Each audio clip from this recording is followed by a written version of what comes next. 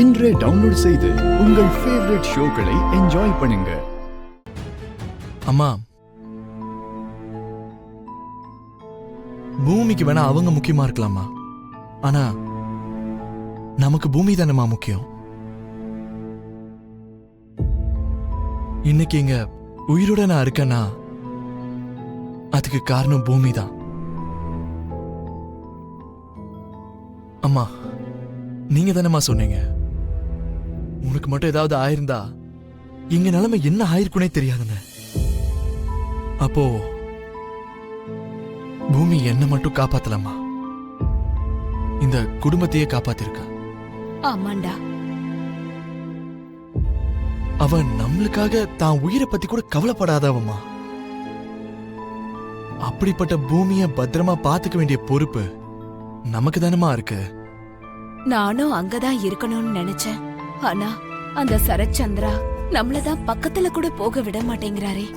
நீங்க என்னடானா விட மாட்டேங்கிறாரேன்னு சொல்லிக்கிட்டு இருக்கீங்க. ஆனா பூரி என்னடானா அவளை விட்டு விலகி போனா எவ்வளவு கவலையா இருக்குன்றா.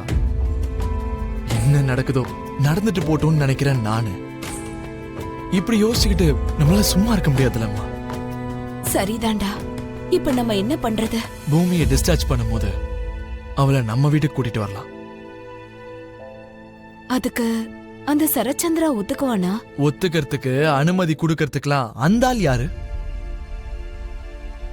யாருக்கிட்டையும் அனுமதி கேட்டுலாம் பூமி நம்ம வீட்டுக்கு வரல. அதே மாதிரி யாரு என்ன சொல்லுவாங்களோ என்ன நினைப்பாங்கன்னோ பூமி நம்ம வீட்டுக்கு வரமாட்டேன்னு சொன்னா அதுக்கு நம்மளும் ஒத்துக்க மாட்டோம்.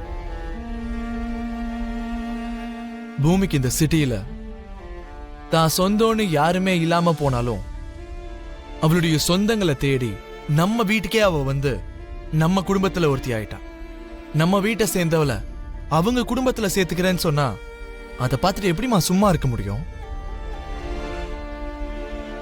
அவ நம்ம வீட்டுல நம்ம கூடவே சேர்ந்து நம்மள ஒருத்தி ஆயிட்டாமா. நம்ம வீட்டால நம்ம எப்படிமா அனுப்பி வைக்க முடியும்? அதோட ஒத்துக்க வேண்டியது அந்த ஆள் இல்லம்மா, பூமிதான். ஒத்துக்க வச்சு கூட்டிட்டு வரமா. அதுவும் இல்லாம ஃபர்ஸ்ட் ஆஃப் ஆல் பூமி நம்ம வீட்ல தானமா இருந்தா. அத நீங்க ரெண்டு பேரும் மறந்துட்டீங்களா? நாங்க மறக்கலடா. நம்ம பூமியை சம்மதிக்க வச்சு வீட்டுக்கு கூட்டிட்டு வரலாம்.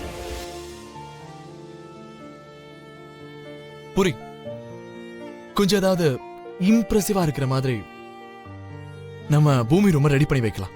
வா. சரிண்ணா.